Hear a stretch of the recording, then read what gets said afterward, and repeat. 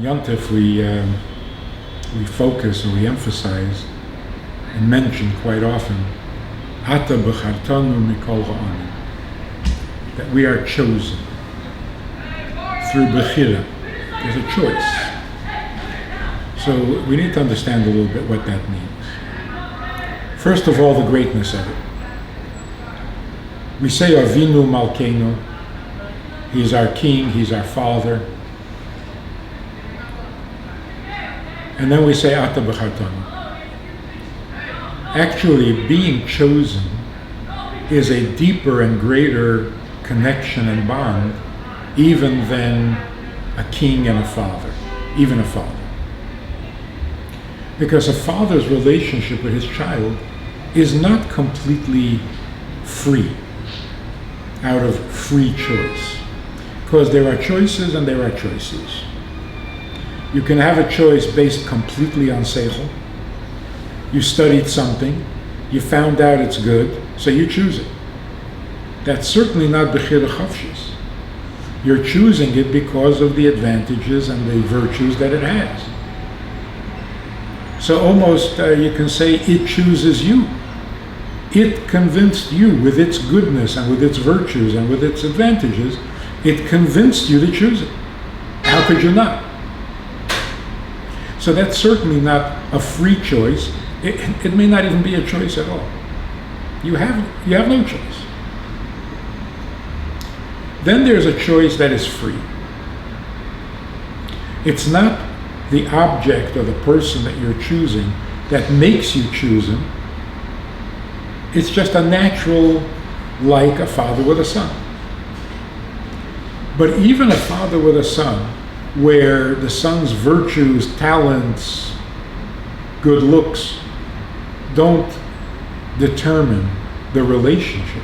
The father is a father despite all of that, even if all of that is missing. But why does he feel connected to this person, his child? Because it's his child. So there may not be a rational reason, but there is a cause. Because this is my child, my flesh and blood, that's why I'm connected, that's why I feel differently towards this child than I do to anybody else's child. So again, it's not a rational cheshbon. I compared other kids and I found this kid to be more worthy of my attention. Obviously, it's not the case. Why then does this child get more attention than the others? Because he's my child. That's not a rational reason, but it is a good cause. It causes me to feel differently about this child. So what then is real bechira, pure, unadulterated bechira? Unadulterated means there is nothing about the person that is compelling. There's nothing about the person that makes it different than anything else. The only time you have real bechira chavshi is when you're choosing two things that are exactly alike.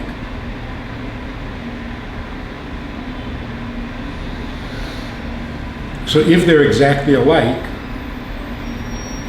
what makes you choose one over the other? The answer is nothing makes you choose. There's just something about you that chooses. That's the only way to put it. So when we say Ata b'chartanu mikol ha'amim, it's not because mirubchem mikol ha'amim. It's not because you're greater than the others. It's not because you're smarter than the others. On the contrary, atem hama'at mikol ha'amim. You don't have the virtues that would cause me to choose you over them. And yet I choose you because that's me. There's just something about me that is attracted to you. So the question is that really true that Jews and non-Jews are exactly alike? And in order for the Eibishter to choose us, it has to be a bechira chavshis. It's a completely free choice. Jews have a nefesh elikis. So Chassidus says that the Bechira is really in the guf. It's not that the Eibishter chooses a Nefesh Elikiyus over a Nefesh Bahamas, the godly soul over the human soul. It's that the Eibishter chooses the Jewish body over the non-Jewish body, and they're not different.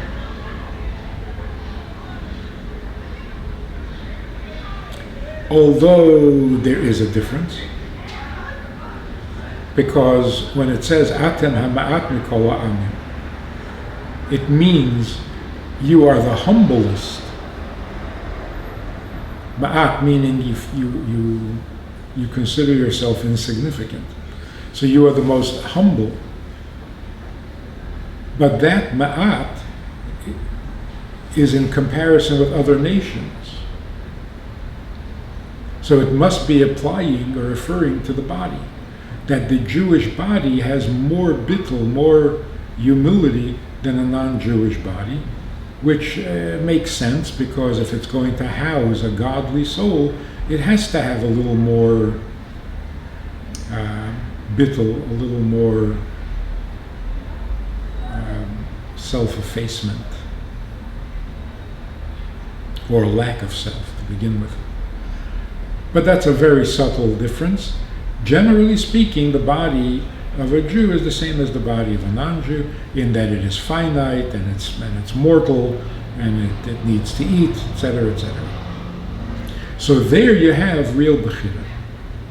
So when it says Ata Bechartanu Mikol Ha'amim, it means you chose our body, our physical existence.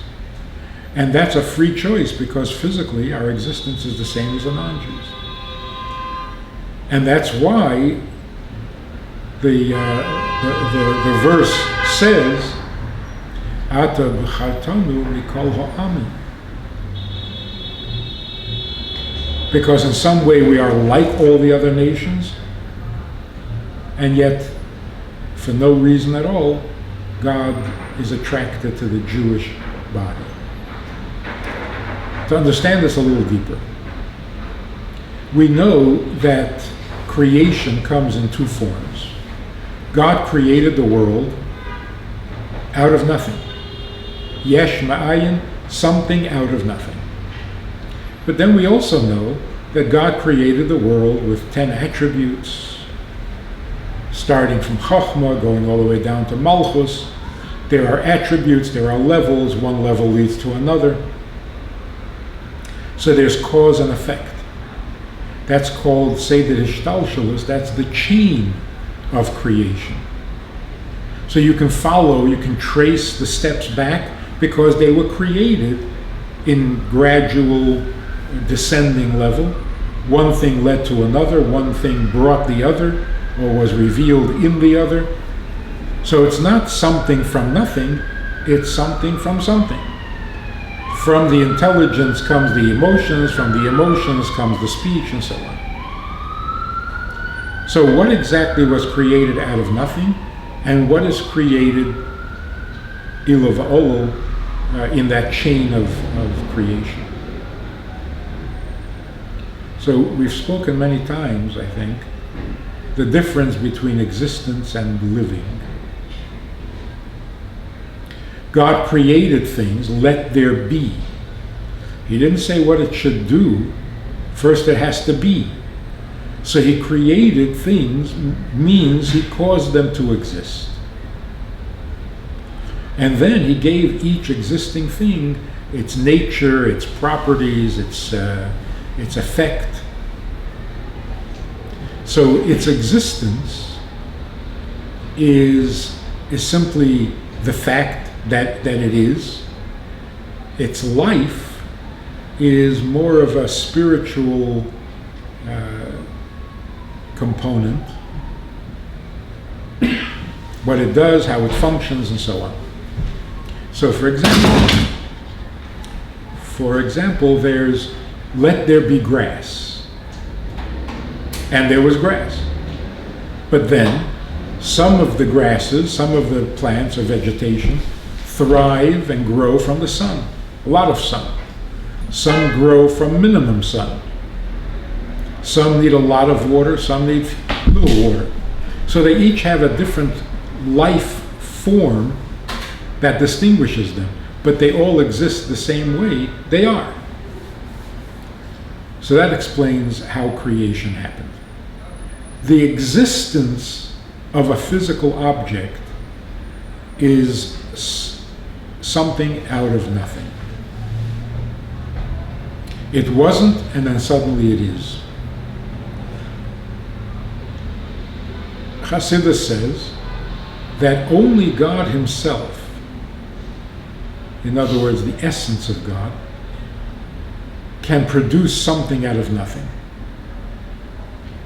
Meaning to say, because God's existence doesn't come from anywhere, his existence is completely independent, therefore he can create something that would be similar. It would experience itself as being original and not coming from anywhere. To put it in simple language, if an angel created something, that something would have a touch of angel to it. So if you're perceptive, you would be able to tell, oh, that was created by an angel. Why? It has some angelic features. And it would have to have some angelic features because the angel, being an angel, must leave an impression of itself on its product, on its creation. So anything an angel creates would be a little angelic. So there would be some evidence of its creator in the created being because there'd be some angel dust or whatever. Whereas I think the Mittler Rebbe who I recognized in a certain pot, a clay pot, he could tell that the man who made the pot was blind on his left eye. The creator always leaves an impression of himself on the product. So if an angel creates, it would be angelic. If a human being creates, it would leave a human impression. If a blind person does it, it would leave a blind impression. If an angry person creates something, you can see the anger in the product. So when God creates, not God's kindness or God's strength, just God himself. If he creates something, what impression is he going to leave? Since he is free of all properties, he's free of all description, he is free of all character traits, when he creates something, there is no impression. And that's why the created being doesn't know that it has a creator.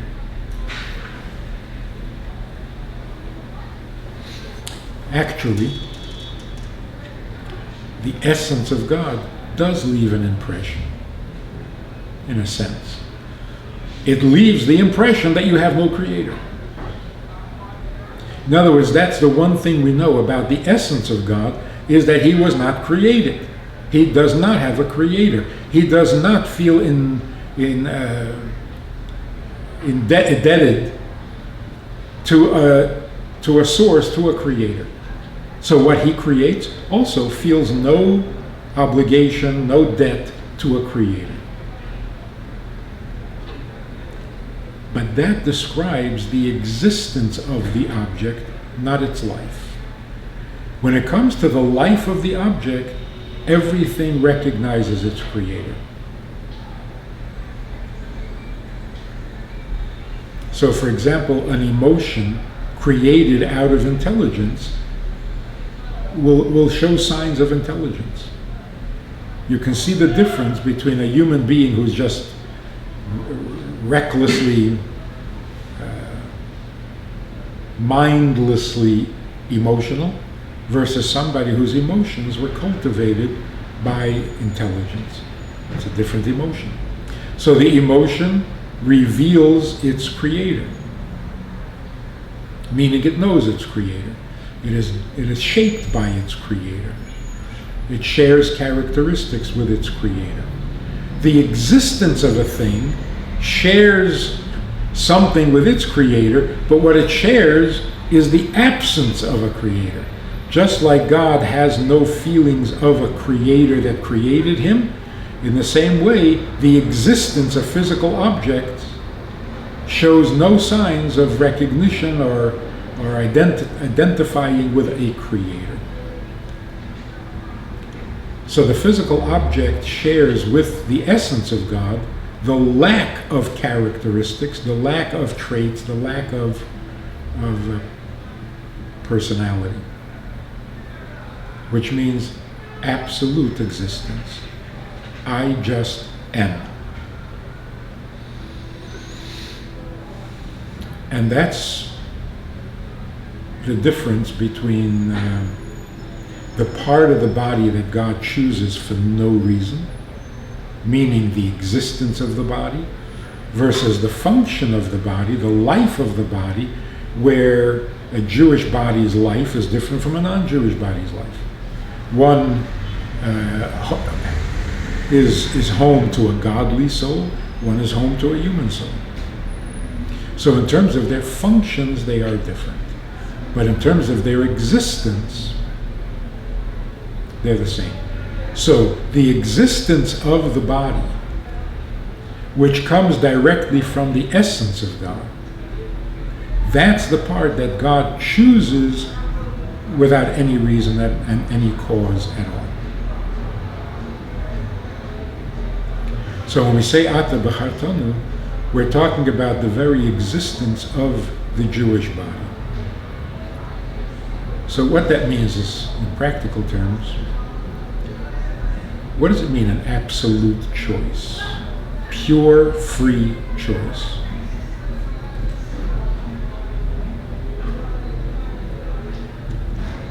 If I love somebody because they're very smart and they give me good advice and I learn a lot from them, obviously it's not their existence that I'm concerned with, it's their function. If this very intelligent person refuses to teach me or share anything with me, I really don't relate to him anymore at all. I'm relating to his intelligence if he shares his intelligence. If he doesn't share his intelligence, my attraction is gone. What does it mean to love someone absolutely, unconditionally? If I love somebody unconditionally, what am I loving? So the only way to explain it is, if I love someone unconditionally or absolutely or essentially, what I'm basically saying is, I need you to simply exist. I'm not trying to get anything from you. Maybe I'm not getting anything from you, but I need you to exist. Your very being is necessary for me. Or in different words, my being demands your being. Not I'm not happy without you. I can't be if you don't be. So that's called an essential love. What am I loving? Your essence. What is your essence? Your very existence. And that's unconditional because I just want you to exist. And therefore there are no conditions. It's not something about you, which would be a condition. There's nothing about you. I just need you to be. If you be, then I be. If you know be, then I know be. It's somewhat similar to an elderly couple. You can say they love each other, they enjoy each other's company, they understand each other, they comfort each other. Really, they just can't be without each other. And very often you see these elderly couples, they don't agree on anything. They're irritable and argumentative and everything annoys them and they get on each other's nerves constantly, but they can't exist without each other. So when we say Ata B'chartanu, we're not saying you love us We're not saying you respect us or you're impressed with us. We're not even saying you get anything from us. It's just that God doesn't be without our being. And what part of us? Not the neshama, the body.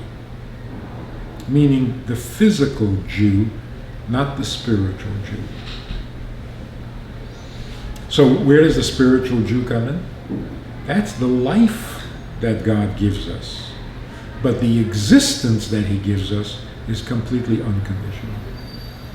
And that's where the real bechira, that's where the real choice, free of all influences, that's where it expresses itself. Because that which is without shtick can relate best to something without shtick. Only God is without shtick because he's above all shtick. And the Jewish body is without shtick because it's below all shtick. So you get the picture. It's a circle. The beginning of the circle comes into contact only with the end of the circle. So the highest of all beings relates to the lowest of all beings. A being that exists for no reason at all. It just be. And that humility that the body has, devoid of all trappings, of all shtick, of all artfulness, that simplicity is most similar to the essence of God, which is the ultimate simplicity. However, when we say the essence of God, because he was not created and is not indebted to a creator and does not feel, that doesn't tell us who he is. It only tells us how he is. God's existence is essential, atzmus, because it's you say me atzmusei. That doesn't tell you who he is. So when we say God needs your mitzvah, God needs Shabbos, and he needs tefillin, and he needs a relationship with you, that's a whole nother dimension.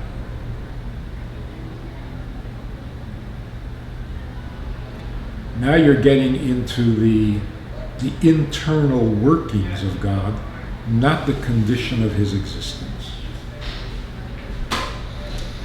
So when we say that only the essence of God can create a physical object that doesn't have an awareness of a creator, we're talking about God's existence. How does God exist without a creator? Therefore, when he creates something, it doesn't know its creator. What does it mean that God needs a mitzvah and that God needs a Jew to be in a relationship with him? Not that we exist without a reason or we don't recognize our creator. On the contrary, when it comes to who God is, when we say Baruch Atah, now we're reflecting back a part of ourselves, which is definitely the godly soul, that has the same desire. Because it is a little piece of God, it wants tefillin, it wants Shabbos, it wants a relationship with the Eibishter. It wants Hashem Echad just as much as God himself wants Hashem Echad. So when we become one with him, and we bring our bodies along, and the body has some similarity to every other body, not only human bodies, but every other existence, because all things exist the same way, then we elevate existence along with ourselves and create a oneness of all things. So we say in the davening, Rosh Hashanah, Yom Kippur, that the objective is, the perfected world is V'yeda kol po'ol ke'ata pa'alte. Everything you cause to exist should know that you caused it to exist. V'yaven kol yitzur ke'ata yitzarte. Then you gave every existing thing a form, a shape, a function. This every functioning creature should appreciate and understand. Yavin. And ultimately,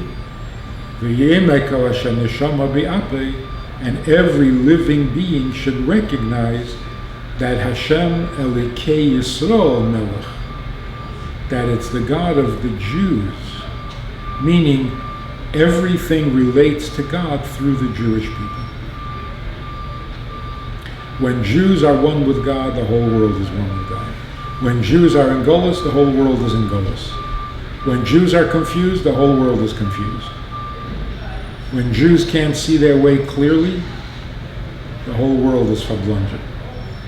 So what's going to happen when Mashiach comes? What needs to happen? That the whole world should recognize that if you want to get closer to the truth and you want to get closer to your Creator, you have to do it through the Jewish people, and that means through the Torah. So even the 7 commandments that every non-Jew has to keep, they have to learn from the Jew. And that's why Rambam says that when Mashiach comes, Jews will be great teachers and will be the guide, the light to the nations, and by our light all nations will be illuminated.